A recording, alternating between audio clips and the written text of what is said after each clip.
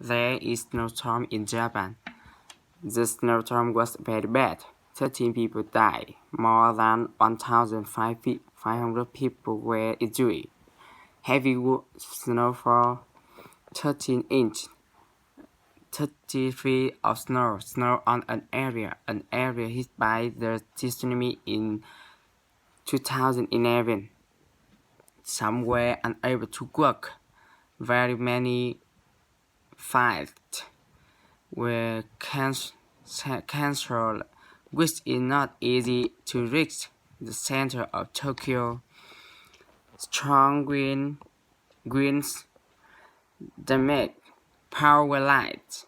More than 20,000 houses have no electricity. The weather will get better. It will be warmer. Thank you.